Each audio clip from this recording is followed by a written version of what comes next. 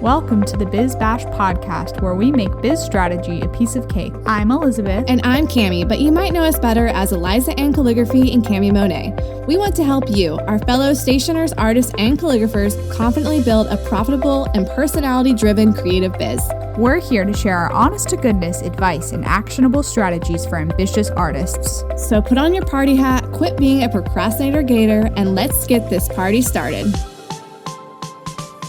Hello, everyone. Welcome back to the Biz Birthday Bash podcast, where the kitties are multiple and the peaches are ripe.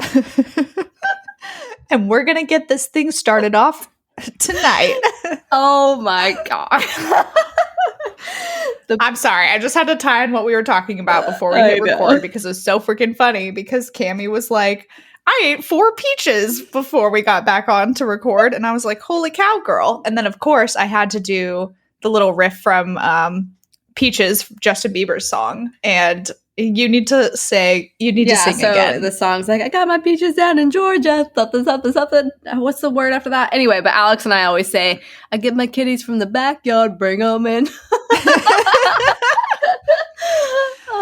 And it made me laugh so hard. So I was like, we need to rewind and record this so that people can hear all the nonsense. That's an Alex Miller special, you guys. That is what it's like to live with my husband. Except just imagine him singing that like 400 times and you're like, okay, we have to switch the songs now. Like, oh, what's the other one he sings where it's about carrots?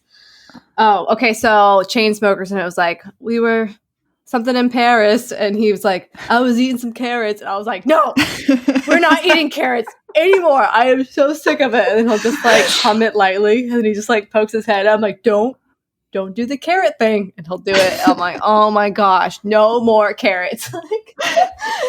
Well, I just learned something new about Cami because I, came back to record. We just had our lunch break, and I was like, yeah, I have my chocolate covered pretzels. I have them in the freezer because I love them like that. And she goes, oh, I hate it when things are in the freezer. I was like, what? You must be crazy. So Alex, her husband, and me apparently like to put our chocolate things and candy bars and all that good stuff in the freezer. And Cami does not. Yeah. I'm shook. I would literally rather eat it melted in a jar than have to eat something frozen.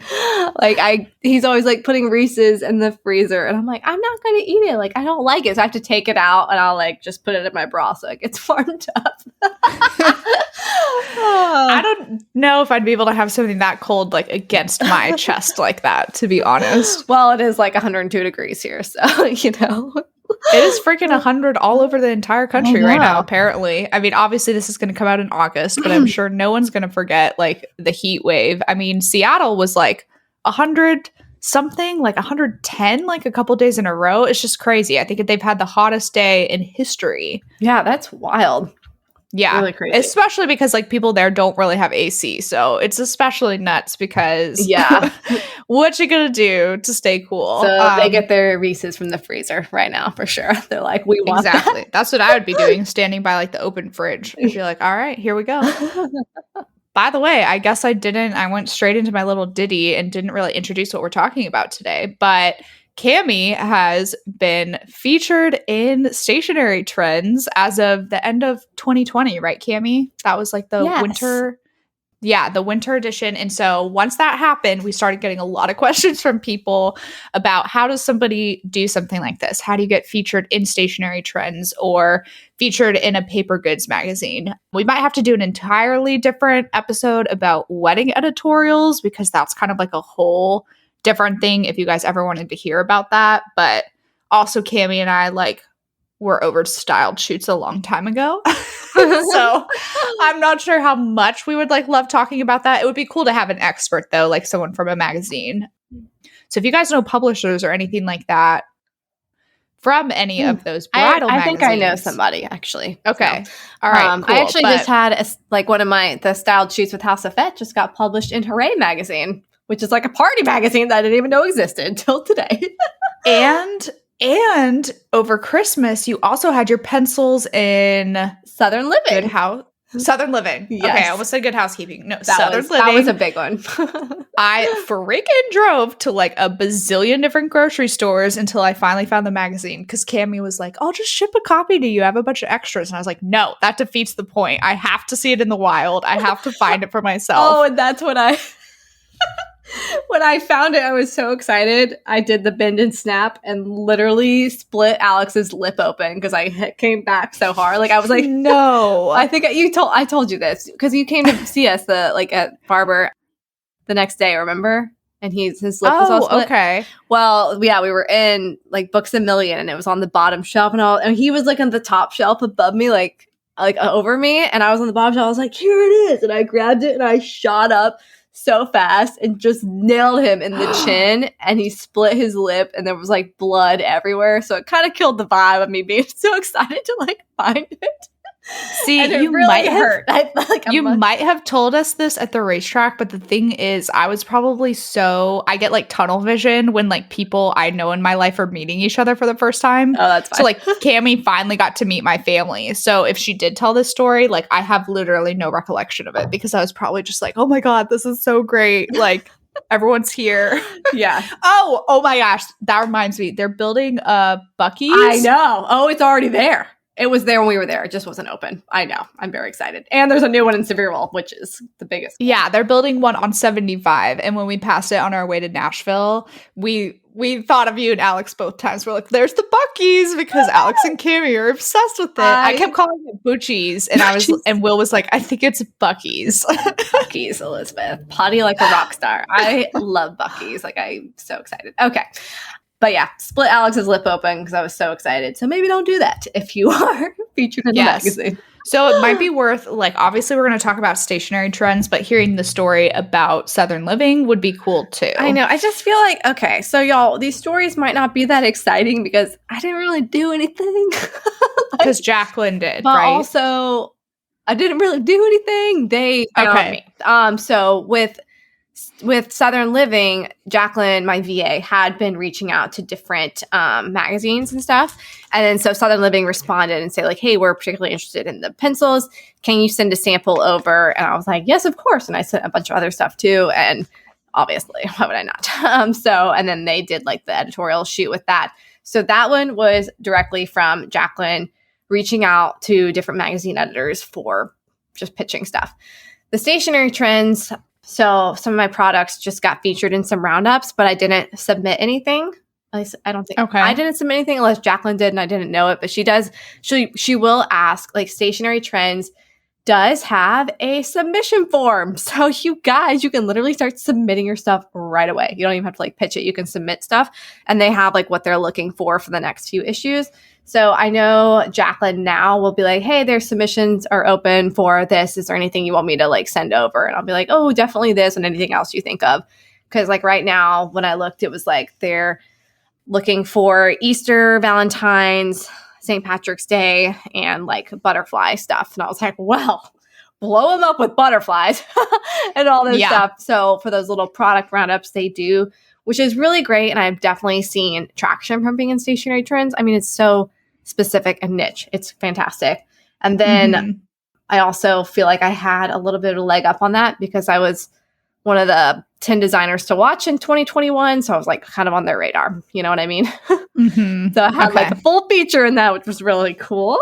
But anyway, guys, so first big tip is obviously go directly into the submission form. Like I think people forget that they have that.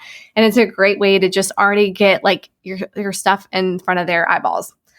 So yeah, but I will talk to in this episode, we're just going to talk about like some basic ways to pitch yourself, just like, you know, the very basic foundation you need. Just if you're like, I literally have no idea where to begin, this will be really helpful for you. And just like some tips and tricks. Also, a little side note tangent. I did used to be a magazine editor, so I feel like I have a little insight with what editors like to see and what they're just like, okay, whatever. Like, so yes, that is, I guess, helpful. Okay. So shall we begin? Yeah, I am totally ready. So Okay. Basically, it sounds like it starts out with doing your research, y'all. That's Cammie's first point for Wow. this episode. Gotta do your research. So like I mentioned, first thing you want to do in your research is check if they already have a submission form, because there's nothing more aggravating, as you guys know, than someone going like not checking the avenues to be like, oh, this is the way to like send a wedding inquiry or whatever. Same with these publications. They might already have a submission form. Like a lot of other like online gift guides or other places might have like, here's where like you can submit to be a featured artist or submit your product for our gift guide here. Like Stationery Trends has a submission form for every quarter. So you can always go submit stuff. That is very, very easy to do. Start doing your research there. That's like the number one step. And then also along the lines of doing your research, if you're pitching to a magazine like Southern Living or Good Housekeeping, I can't even think of another magazine right now. What are the sections of the magazine where your product would be a good fit? So you got to think like if they have like a product roundup every month, like every magazine is kind of built into templates where they're going to have like 2 editorial articles and then like a little product roundup where it's called like Gabby's Gifts or something. I don't know. I'm just making up something, but that would be like the section. And you're like, okay, that would be a perfect place for me to submit my mug. So when I email the editor, I'm going to say, hey, this would be a great fit for Gabby's Gifts or whatever. So they know you're familiar with it. You understand the type of content they're putting out. And you've already, done your research. Boom. Okay. Yeah. So another thing with your research is to make sure you are actually contacting the right editor. So you would look at the masthead at the front of the print magazine to find the right person. And a lot of times the right person for product stuff is either going to be the marketing editor or the accessories editor, or sometimes they're called a buying editor. Online gift guides or online features would be the digital editor. So you can find their name. And then if you can find out the email format for that company, then you're golden. Like you could email anyone. That's how I tried to email Anna Bond to get her on our podcast. Yeah.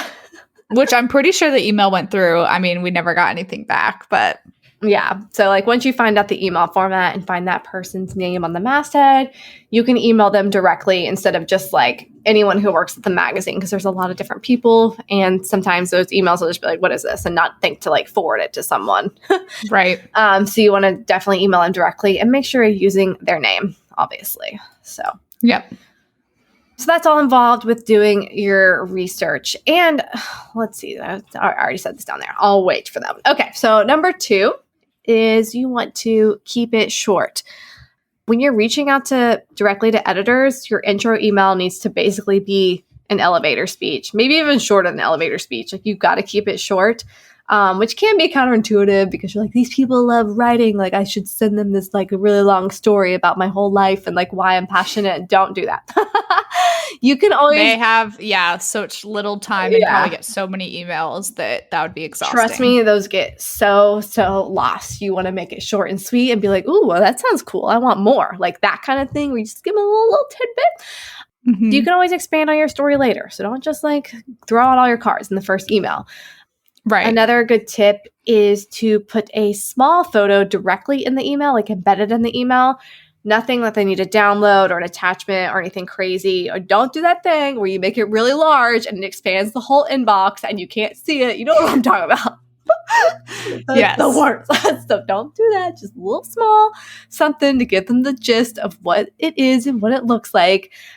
So your pitch email just needs to be just like compact in every sense of the word. Yeah. With like a nice headline, a nice subject line that's just going to grab their attention. So, and do you put any links to your site or anything? I would probably put links to the site. But like, yeah, you can check out more here, that kind of thing.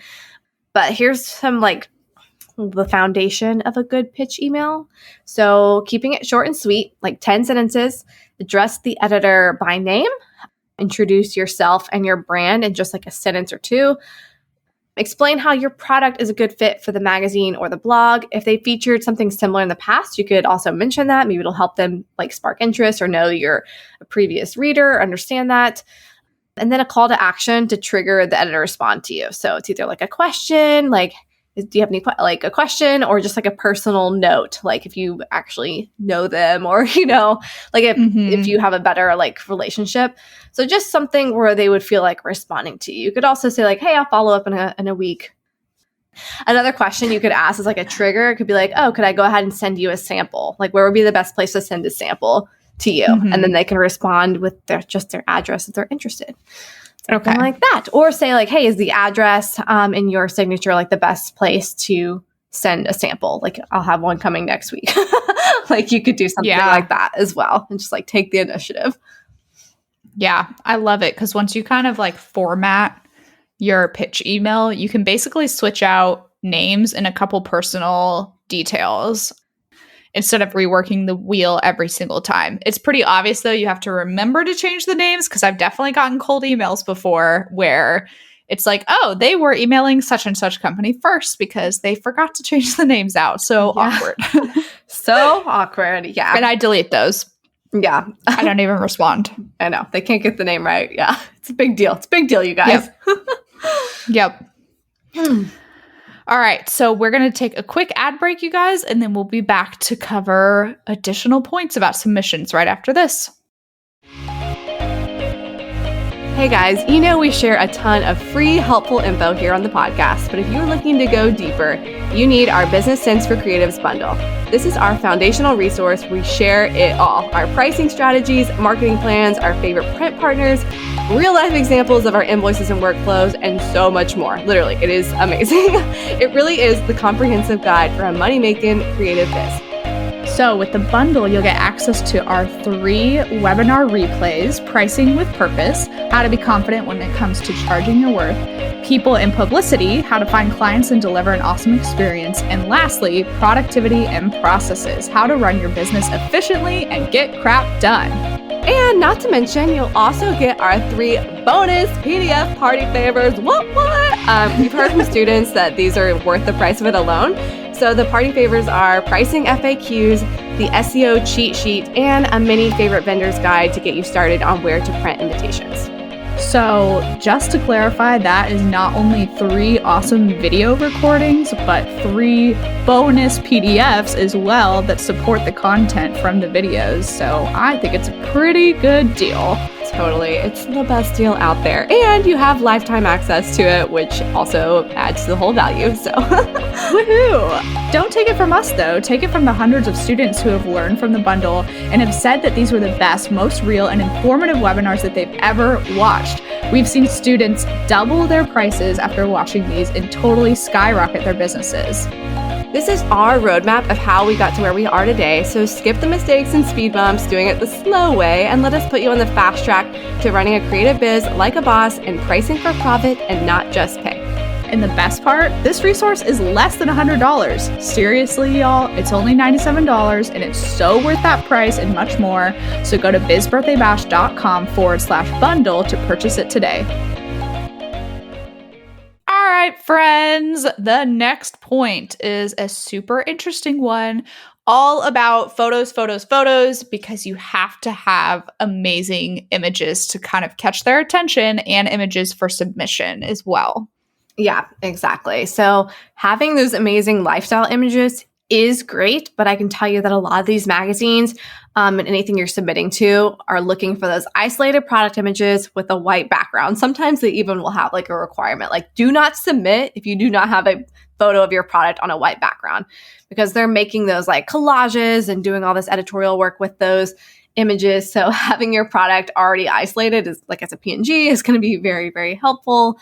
So when you say white background, do they want a JPEG with a white background or a PNG with a transparent background? I don't think it necessarily matters, but make sure it just has a pure white background. Okay. Like you don't want it to be on like stripes where they couldn't like blend it into something. So I have a question then for the Southern Living magazine with your pencils. Were your pencils edited into that photo or did they have a physical sample they did a flat lay with? Yeah, they had a physical sample. So they did their own. I thought so because it looked really good. They did their own photography with that. But so yeah, that's always an option too. They might want samples to do their own photography, but they might just want those clean white background images as well. So very important to have that. If you don't have those for your products, definitely something you want to prioritize if you're going to start submitting for publication. Yeah. Now that I'm thinking of it, I'm like, I have to find where I put that magazine because there's no way I threw it out. The one with your feature in it.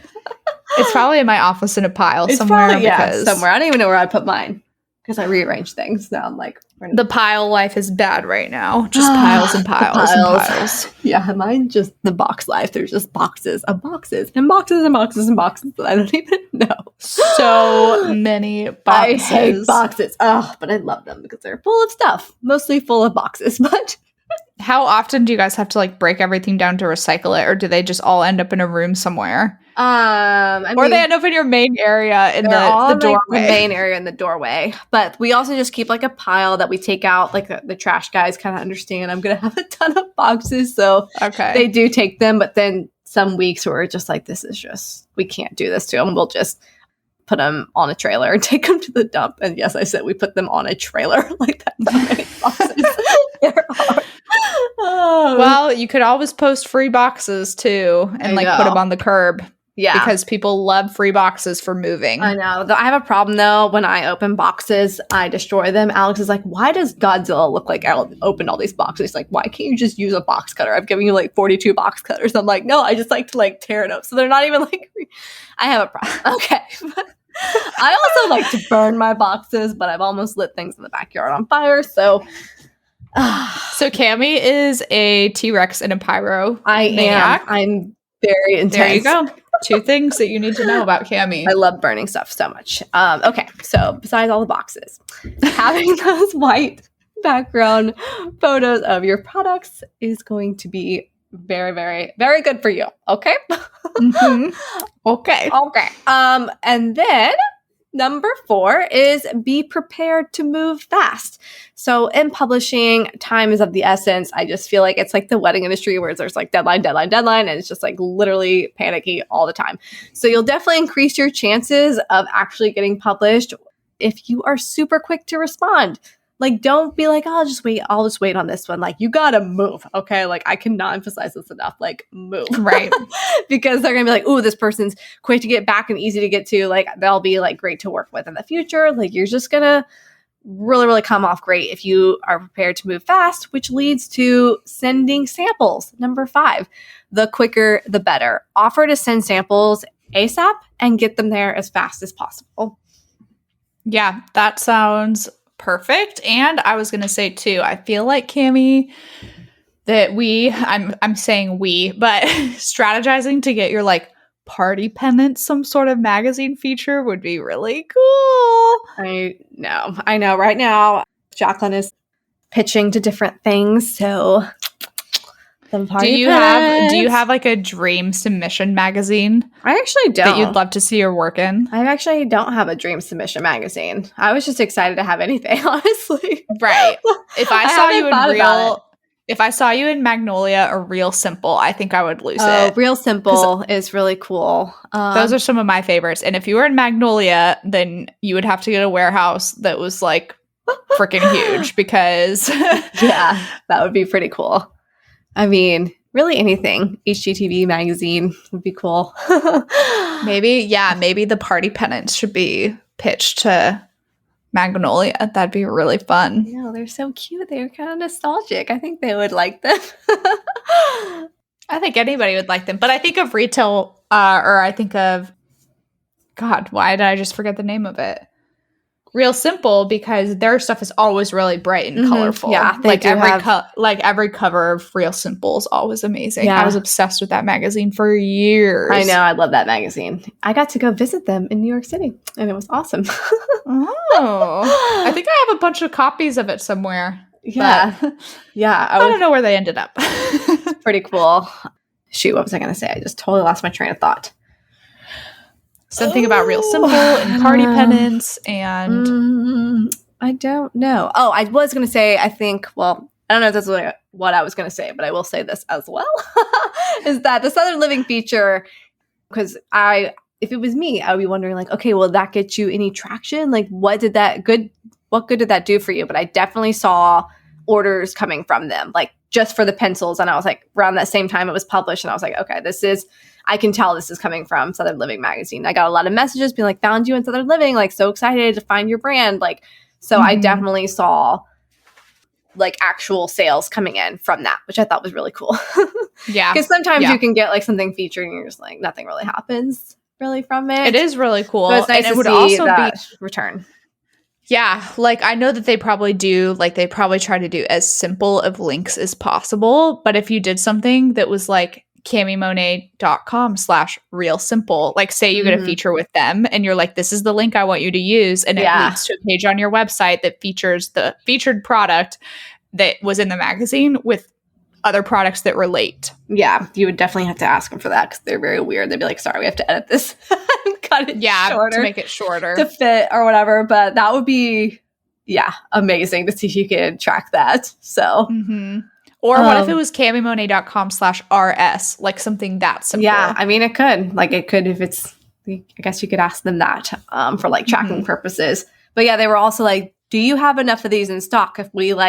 If we publish this, are you going to have stuff in stock at this time? And I was like, yes, I will. So that was like one thing she checked before. So you did not, and so you didn't go out of stock though. You had enough. I had enough. Okay, I stocked up because I was like, I'm not running out because that's just like. Was it? It was the Procrastinator Gator one. No, it was the Make Everything Fun. Yes. Okay. That makes more sense. Literally, of all the things I have, it was just pencils that say "Make Everything Fun." They didn't even put the cute packaging in there. Like, it just cracks me up. Lord. Anyway, okay. Moving on. Sending samples. Do it ASAP. Be prepared to send samples. Make the package cute. Y'all know what to do. Yep. Okay. Are we supposed to have an ad break here? Yes, we are. Okay. We're supposed to have an ad break. So we'll be back in just a minute. Hey guys, we just wanted to hop in and talk about one of our amazing resources, the A to Z directory. All of us have thought at some point, how did she do that or how did she make that? And maybe you don't know where to start or how the heck to produce this amazing product you've dreamt up.